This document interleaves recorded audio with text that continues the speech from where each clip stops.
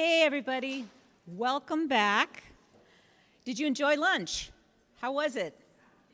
Did you draw? Did you enjoy the drawing session? Great. We have a few housekeeping notes before we begin.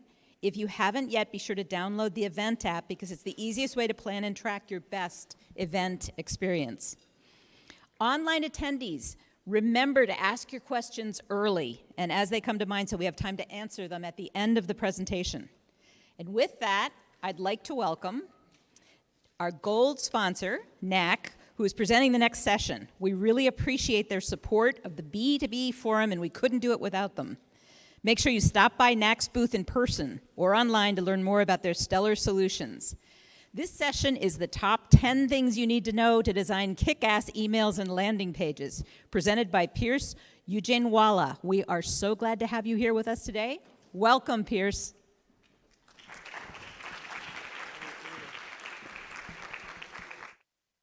Much. It's so great to be here.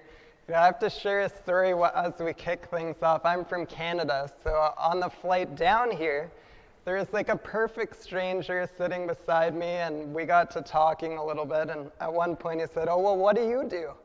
And I was like, "I'm in email marketing." And he goes, and that like perfect stranger, he goes, "Is that still relevant?"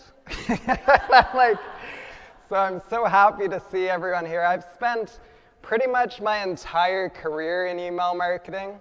I've been in marketing since before email was a thing, and my first job at a business school, I worked at a small Microsoft partner, and I was the marketing department. I did everything. And I remember one day my CEO came to me and he said, "Hey, let's do an event. Pierce, can you like get a bunch of people to come to it?" And I was like, I don't know, I think so. And so what I did was I designed an invite in like Microsoft Word, and I printed out like 1,000 copies. And then I spent like 4 days handwriting the addresses of all the people that I wanted to invite.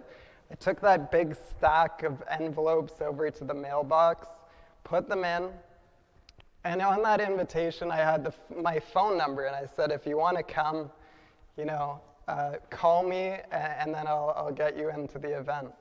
And I remember the day after I put all those into the mailbox, I was so excited to get back to work, and this is when we had landlines still, and I was hoping that voicemail number would be flashing on my phone the next day, but it wasn't. But the day after, there were 3 messages on there, and I was so excited. 2 of them said, "Pierce, please never send me a direct mail again." But the other person registered, and I feel like only a marketer knows that feeling that you get, right, when you actually achieve your goal. And that's what I want to teach all of you today. I want you all to be able to leave this session today with some amazing tips that are going to help you, achieve that success even more. So I'm Canadian. I got to get my A's in here. But first, we're going to start with emails. So taking your emails from meh to amazing. And after that Andrew Davis talk this morning, I do want to just tell everyone I didn't use AI to build my slide deck. But I'm starting to think maybe I should have. So first stat, probably not a big surprise to anybody here, but we do a benchmark study every year. This year, 71% of marketers are sending more emails. And I know what you're all thinking right now. Wow, we just came to a session to learn that? No, I know, we know. But how do you break through? How do you get your emails noticed? I think that email marketing is a lot like golf. I'm not sure if we have any golfers. I've been a lifelong golfer, and golf, it's all about testing things, testing different equipment, testing different swings. It's endless. And really, it's just about getting better over time. But to get better, you need to know where you're starting from. And so these numbers right here are kind of good benchmarks overall, but what I would encourage all of you is really to look into your benchmarks and just try and improve over time. Just again, to set, I don't know everyone's levels of email, but really there's two different types of email. You've got your plain text emails and your HTML. Everyone always asks me, like, should we do plain text? Is it better than HTML?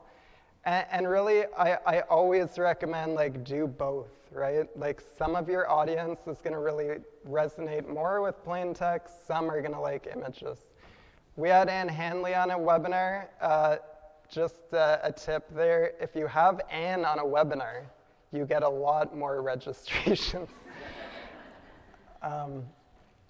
This is another good way to remember that. Plain, it's a plain. And then, yeah, just one other thing before we get into the tips, but in our studies, we found that a lot of people still aren't doing responsive emails. And so, again, when you're coding your emails, you have to code them a certain way so that they will look good on a mobile device. Now, this might be hard for some of you guys to hear. I know we're all marketers in the room, but nobody cares about your blog. Nobody cares about your website. Nobody cares about your webinar. And I'm not trying to say that they're probably all like amazing pieces of content, but people care about their own problems and what they're trying to solve. And so when you are building these assets, really try and think like, what are my audience problems? What do they care about? This example from Udemy I thought was super well done. It was like they read my mind. Like we had been talking at NAC about whether we put our pricing on our website or if we don't, and boom, like here's an amazing piece of content about what you should do there. So this is what I like to call my CHEETAH framework. Like I said, email is all about testing, and to test you have to be able to iterate quickly, so hence the CHEETAH. So here, these are going to be the 7 email tips that we're going to go through that I promise if you take these back, you implement them into your emails, you're going to get better results. So the first one, I was listening to some Eminem this morning to get me fired up here, to drop bombs on the stage, but that's what you got to do with your subject line, with your preview text, with your sender display name.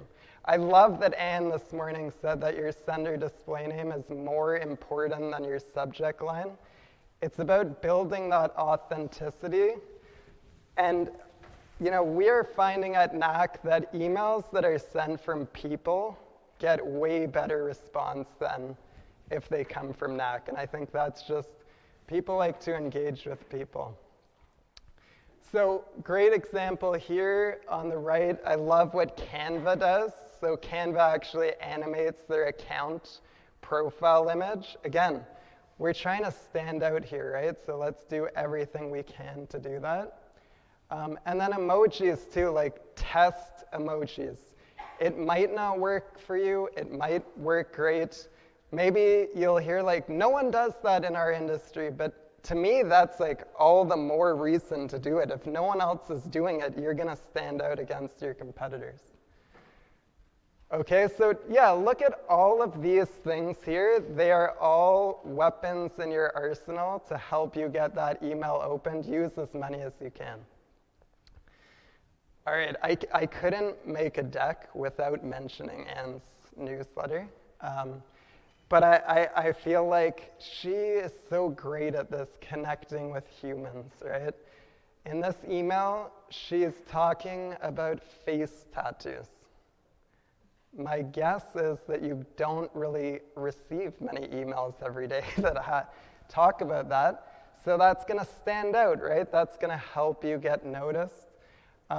One thing that I personally love to do when I'm writing an email, because I don't know what happens, guys. Maybe this happens to you. It happens to me all the time. I start writing a marketing email and I use words that I never use, like streamlining and synergy and a bunch of other stuff. I'm like, who is this guy?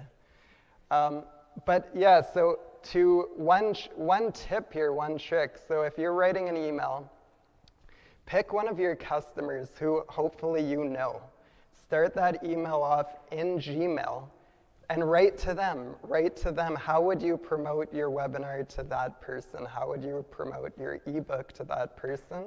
I find it really helps to be more human. Entertain. If you haven't subscribed to the Marketing Millennials newsletter by Daniel Murray, it's amazing.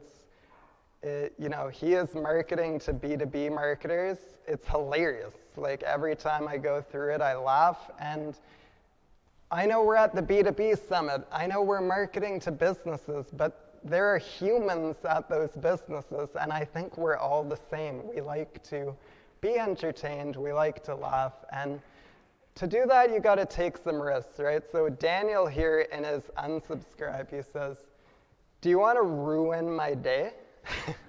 Unsubscribe. I wasn't considering unsubscribing, but if I was, I might not do it there if I read that. Okay, make it easy. We all have like probably thousands of pieces of content. We're all really excited about our content, and it's easy to want to promote like all of it all the time. But you really have to pick one thing. Like, you will get the best results if you pick one thing in that email and focus on it. So choose a single call to action. The average person has a grade 7 reading level. The average person has a grade 7 reading level. And so make it easy to read. So readable.com is an awesome resource. You can take your copy from your email, post it in there, and it'll tell you your reading level, right? So honestly, I think the lower the better, because as people scan, they're going to be able to get the same intel. I like to relate this to hamburgers. So like, I love In-N-Out Burger. I know we're on the East Coast here. I like Shake Shack too, just for the record. But I love In-N-Out Burger's menu because like there's like basically no options, right? When you're thinking of your CTAs, think of In-N-Out. You want to be like In-N-Out, not like Cheesecake Factory, which actually, I went on their website and they have categories for the different types of food they have. One of them is called, I didn't know this existed, glam burgers. Has anyone had one of these? I had to Google it. Apparently it's for the glamorous toppings that go on there. I didn't know that the hamburger toppings could be glamorous, but I guess to each their own. So yeah, don't be like Cheesecake Factory. Transitions. I'm like big into design. I'm not sure who made the rule that in between every module it has to be like straight lines across, but we all seem to do that. It's super easy to do something like what HubSpot does here. It's just an image that you put in your email. And again, I think it's all these little things, right, that add up to a big result. I've got a couple other examples here of what I think are really great transitions between modules, where it's just like, these marketers have gone that extra mile to give you like a more impressive experience. It takes a bit more time, but I think it's worth it. All right. Yeah. Some of you in this room might be also like just so optimistic like this kid about maybe I can put a video in an email.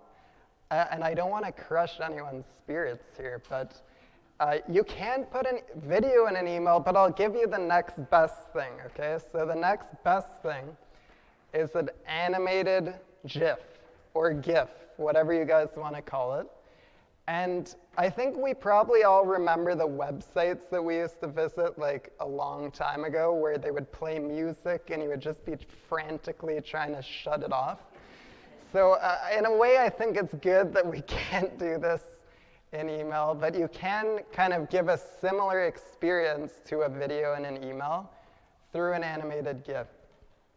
Now, let's not give anybody seizures as we do this, okay? So my tip here is to make it subtle, right? What you want to do, I would even actually say this meta one is a bit not subtle, but I think, yeah, you want it to kind of bring the person in. You want to kind of delight them with these GIFs.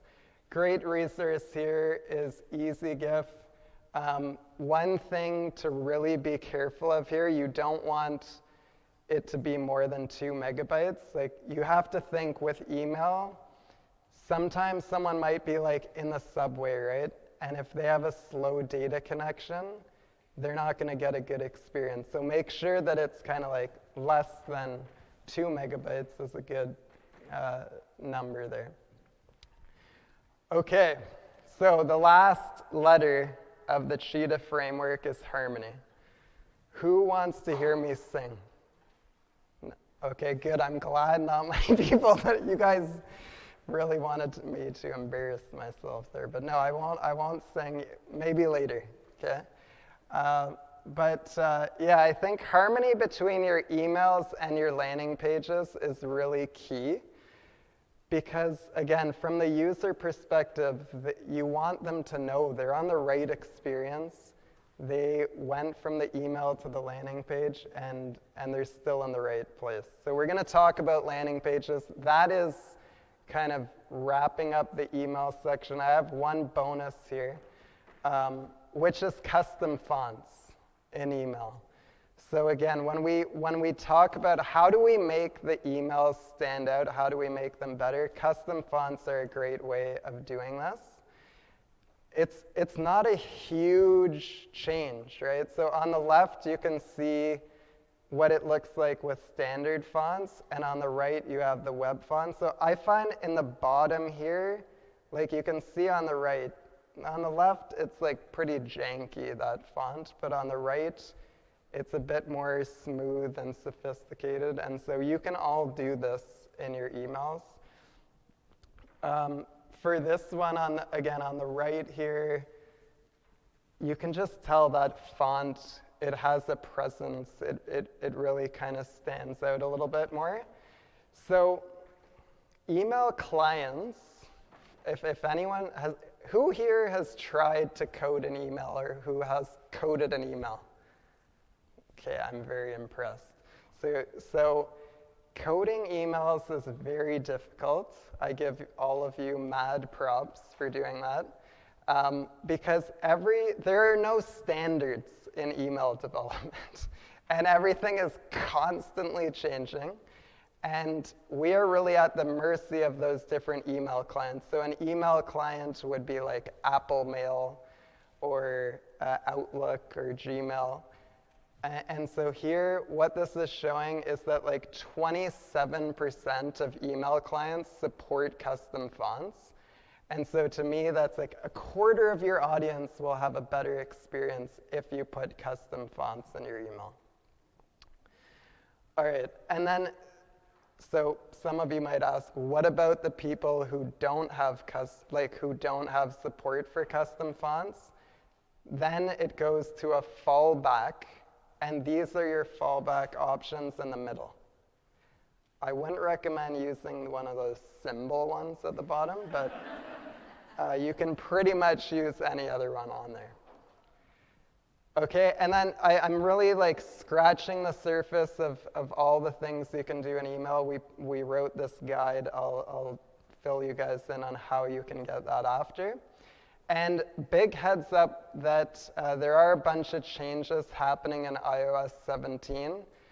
Apple is like really cracking down on privacy. So a lot of like the tracking parameters that are in your URLs that maybe your marketing automation platform inserts, Apple is going to start stripping those out. So We have more details on that on our blog. Okay, that was email. How are we doing for time? We're doing pretty good here. So yes, we have the cheetah, the baby cheetahs called a cub. We have like elephants at our booth this time. We're gonna bring cheetahs next time. But yeah, let's go through the landing page. So I always get questions like, Pierce, what the heck is a landing page anyways? This is one of those things. There's not a very clear definition. It means different things to different people. But for the purposes of today, a landing page is really that single page with a single action that you want someone to do with a form on it, right? So that's what we're going to focus on today. And most of the time, you're going to drive people there from an email, from an ad, to get them to this page. So let's do the do's and don'ts of landing pages. And we're going to do like a bit of a tear down later where we're going to look through a few different pages together, and I'm just going to highlight what some things are that I think these companies have done really well and maybe where they can improve. But yeah, doing these things, we're going to talk about all these, so I'm just going to skip through. Not doing these things. So like navigation on a landing page, I don't know why we ever do this. Like this always ends up coming up, but navigation is just a way for your user to not do the thing that you want them to do. So I really recommend like stripping all of that out of your landing pages, including the footer too, like top nav and footer as well. So conversion rate, again, just benchmarks. This is overall. I do have like landing page specific benchmarks. This is overall. You get 100 people to your website, 2 and a bit of them are actually going to convert and do what you want them to do. So very like low bar for all of us to jump over there. And then calls to action. Again, we're going to talk through some of these, but just some good tips on what you can do here. I'd rather just show all of you these. And then forms, so we're going to get into these as well. I will talk a little bit more about just creating urgency. How many of you guys have booked like a hotel on Expedia? Yeah. And how many times have you seen like, there's only one left at this price? And how many times does that actually work on you? I know for me it works a lot. I'm like, I do not want to miss out on that. So how do we do that in B2B, right? How do we create that urgency? How do we create the FOMO? Salesforce does a good job here, right? You've already missed out on the discounted price 2 times. Now it's your last chance to do it. Don't miss out on that again. We've tested this at NAC for some of the events that we've done. We built like a counter into the bottom of our page that showed how many people had registered for our events like in the last hour. So you would get on the page and it would be like, hey, 98 other marketers have registered for this event in the last hour. And that really boosted our results, right? Because people are like, let's do the thing that everyone else is doing. Countdown timers are great too. You can do this in email as well. You can do countdown timers in email and landing pages. And again, it's creating that urgency and FOMO that Expedia is so good at. I have the pleasure of selling to marketers, and I know that marketers are like the most skeptical people in the world. And I don't know if it's because we're on both sides and we know the tricks and we know what each other are doing. But we need to bring in that social proof, right? We need to bring in customer testimonials, logos, other people who are saying the same things we are as marketers who are validating that. And then here are some great benchmarks for your landing pages, right? So if you're trying to figure out, what do I do? What do I need to do to get my landing pages up? Like, how am I doing? This is a good one here.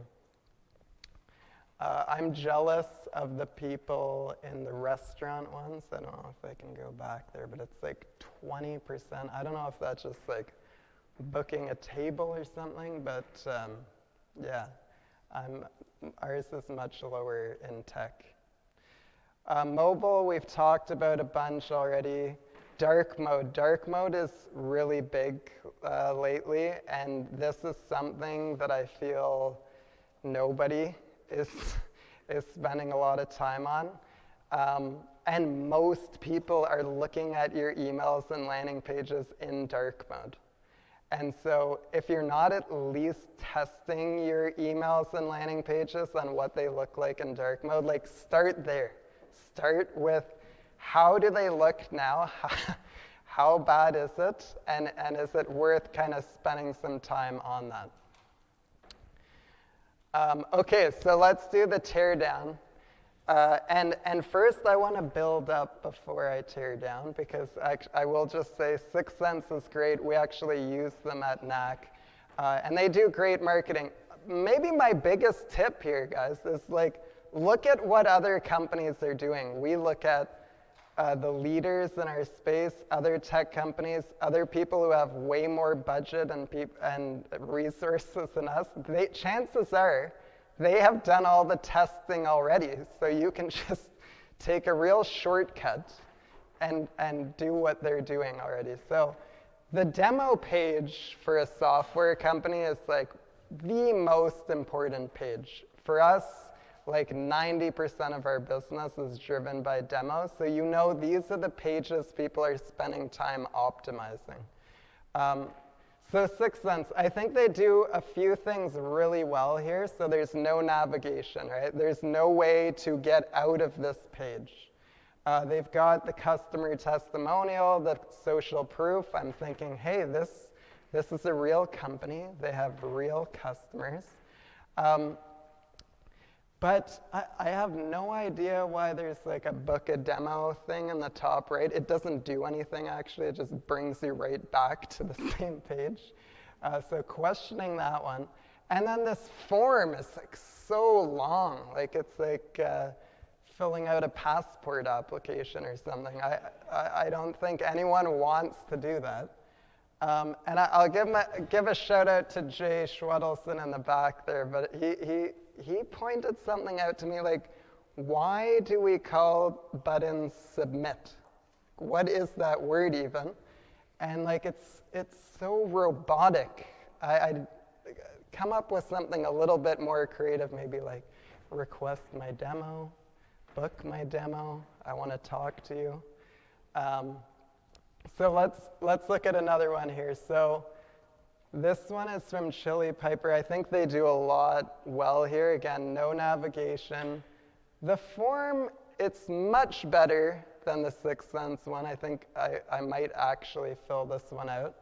And then everything is the button is much better. There's great testimonial, good social proof.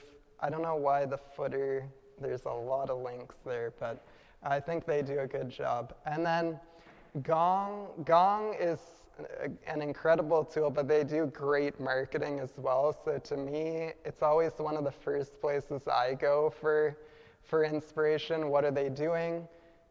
I think they nailed this, and I'd be willing to bet that their conversion rates are very high. So this is the NAC page to do this. And what I wanted to do is show you kind of the behind the scenes of how we do this page. And I'll just kind of take you through it. But before I do that, I did want to say, you'll notice we have this how did you hear about us field. And I'm sure, like a lot of marketers, we've all invested so much in attribution, right? Digital attribution, which is great. And it can tell us everywhere on the internet that someone has been. But I'll tell you what it doesn't tell you. Everything that happens outside of the internet, which is a lot of things. So For example, for us, we've learned so much about, hey, customers of ours who were at another company who are coming back, or their colleague has told them about NAC, or word of mouth, or a sales rep at a different company. To me, this field is like super critical to inform your marketing in ways that digital attribution cannot. And it's one field, and it's optional. So I'd definitely recommend that one. So I'll just quickly go through our landing page tech stack. I love tech and wanted to share kind of how we are doing things on the background.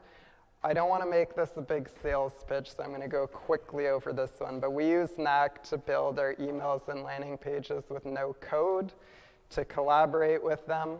And then we sync them into Marketo, which is our marketing automation platform. So Marketo is where the form kind of submits, where the data comes in, where we collect all of our conversion rate data and our performance data and how we do our personalization. And then Clearbit. So this is an amazing tool. If you're not using this on your forms yet, this is one thing. Just doing this will massively increase your conversion. So if you have a form right now on your website that looks like the 6 Sense form, put Clearbit on it, and you can get it down to one field. Now, how does that work? So when someone puts their email address into this form, it goes into the Clearbit as like a massive database. And so what they are doing behind the scenes is grabbing all of the other data that they have and injecting it into that form submission. Now, if the person doesn't, like if Clearbit can't find that record, well, that's fine. Then the fields kind of open up and they're going to have to go through more, but you can really like increase your conversion through that. Another thing, if anyone is like trying to book demos or book time with a salesperson, Chili Piper is an amazing tool for this, especially if you have like a bigger sales force. So for us, we have different reps who cover like different territories. And so what Clearbit is able to do on that page, right after you've submitted the form, it checks Salesforce and automatically puts the calendar of the rep they're supposed to meet with. For us, this massively increased the amount of demos that we booked, because otherwise our BDR team would have to follow up with those leads, and that was way harder. Right, Cody? Yeah. Cody was one of the people that used to call those other people. But you were still good at getting a bunch of them.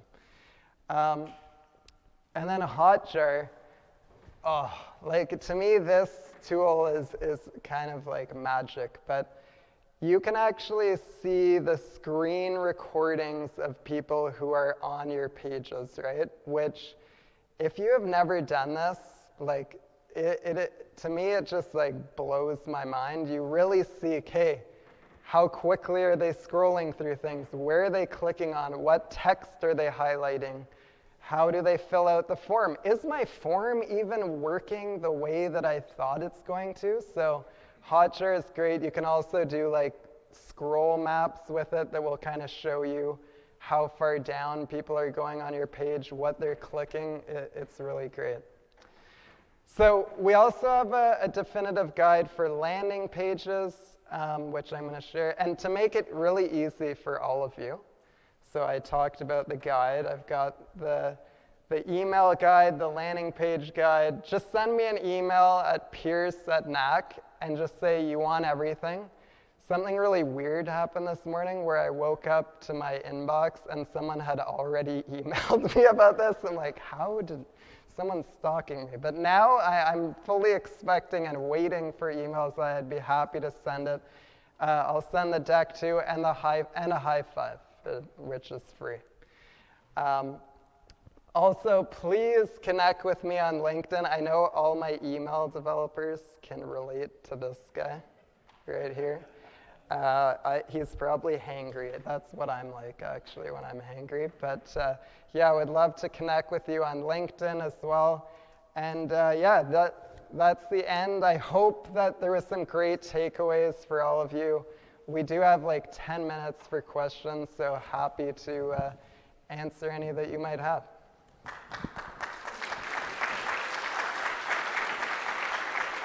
Thank you. Thank you, Pierce. I have 3 questions from the people that are watching online, and we'll start with those. And then if you can repeat when you hear a question so that we make sure to get it on tape. The first question, do you have a recommendation on the number of characters for subject line as well as copy in an email? Yeah, so the question is, do you have any recommendations for the number of characters in a subject line? I would say the shorter the better. Shorter the better. I think definitely under 100 for sure, but hopefully even less than that. Like, again, people have very short attention spans, and so the quicker that you can capture them, the better. The next question, doesn't adding a lot of visuals hurt deliverability? I break up copy with headers, but no art or animation, and I'm getting above average open rates. Yeah, so I mean, there's a million factors that go into deliverability. Again, I think if your overall message is less than 2 megabytes, that's kind of like the best practice there. Don't put a million images. Again, use everything intentionally. And as long as the size of those images are reasonable, I think it won't have a big impact. And then, how do you go about adding custom fonts to an email? Yeah, so there's 2 ways. One of them is coding the font into the email. So there's lots of resources online that will kind of explain to you how to do that. But any kind of email developer, front-end developer should be able to code that into your template. Or you could just use Knack, and then it's really easy. Does anybody sitting in the audience have a question for Pierce? What's your perspective on the optimal days and times to send emails? Great question. So the question is, what's your optimal days and times to send messages for B2B? My friend Jay Schwedelson has an amazing calendar that he's actually built that has the exact days to send that they've done research on over like 6 billion emails. So if you email me, I'll get you a copy of that as well from Jay. Any other questions? Yeah. When you talk about optimizing for dark mode, what are some best practices that you found that are just common things that people have had to change? Yeah, so the biggest thing is all about like the color contrasting. So like if you have a black logo and it's in your footer, and then that footer turns black, like no one's gonna see your logo, right? And the same thing happens with fonts a lot of times.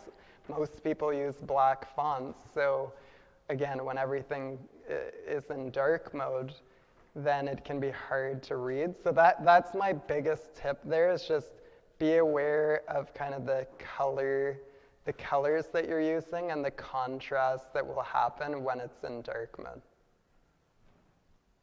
And almost all of the render testing providers now will show you what your email looks like in dark mode. It's a new test that they've included. And so, taking a look at that, because again, different email clients show dark mode in different ways. So dark mode in Outlook might look different, does look different than Gmail and Apple Mail. Yeah. Have you found a sweet spot for number of emails sending? Like, is there too much? Is there not enough? Is there an ideal time in between? Yeah, so the question was if we found a sweet spot for number of emails. My biggest tip there would be to look at your unsubscribe rates. Like, I think, it depends on the company. Most people we talk to are, in my opinion, too conservative about how many emails they send.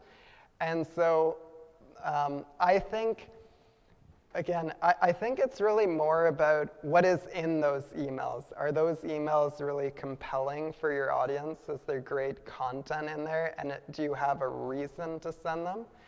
And if you have great content, great emails, I think like you can easily do once a week, and maybe even more than that. Yeah. Yeah. You mentioned using emojis in email. Usually emojis come out annually with operating system updates. And when emailing B2B, not every company updates their systems right when they come out. Yeah. Do you have a recommendation on how long an emoji should be before you can use it? Yeah, that's so the question was, do we have a recommendation for how long we should wait for an emoji to be out before you use it in your email? And it's a great question because also a lot of the marketing automation platforms don't support a lot of the emojis that you might put in there. It's kind of like fonts, right? So I don't have an exact time frame for you.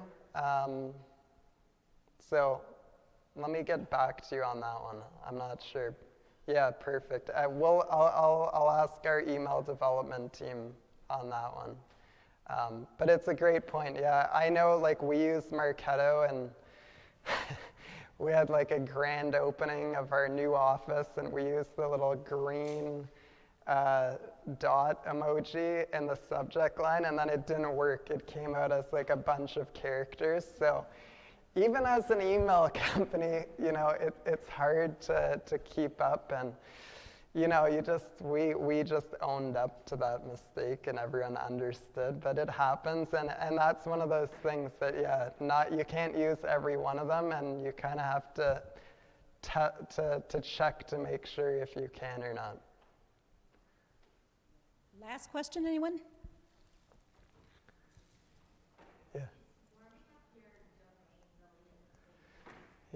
Yeah. So the question is warming up your domain really a thing? So this is typically when you get onto like a new email server, maybe a new marketing automation platform, if you have like a dedicated server to send your emails out from, they recommend that you kind of prime the system by sending like smaller batches before you send your entire database. And I would say that yes, it's not just like smoke and mirrors. It is a real thing, especially if you're on a dedicated server. A lot of the marketing automation platforms, you share a server with like lots of other customers. So in that case, I don't think it matters as much. I will say I'm not a deliverability expert, but I do have worked on a number of projects with new servers, and that definitely, like, the deliverability experts we've worked with has said that that is super important. Yeah. Pierce, we have one final virtual question. What's better, newsletter with multiple pieces, or feed one good piece at a time so it can be quickly consumed? I think that depends on your goals. So if your goal is to drive registrations for a webinar or download a piece of content, I really think stick with one CTA. If you have a newsletter where you're curating a ton of really interesting content, I think it's actually better to have like lots of different different things that you highlight through there, because then you're really encouraging that reach from the audience, and that they're going to come back. Maybe they only liked 1 out of 10, but that's better than nothing. So I think it depends on your goals. Usually for a newsletter, it's like ongoing readership, like over and over. And so there I do think it's good to have multiple things that you highlight. Yeah, good question actually, which maybe then you're a little more like Cheesecake Factory on your newsletters. You can have some glam burgers over there, yeah. Thank you very much, Yeah. Thank you. Thank you. Okay, guys, we want to thank Pierce and for coming and sharing your expertise. And we want to remind you, everybody, fill out your session surveys to help us improve and plan future events. Get in there for the $100 Amazon gift card. And thank you again to NAC. We'll see you all in about 10 minutes at 2:50 for the next session.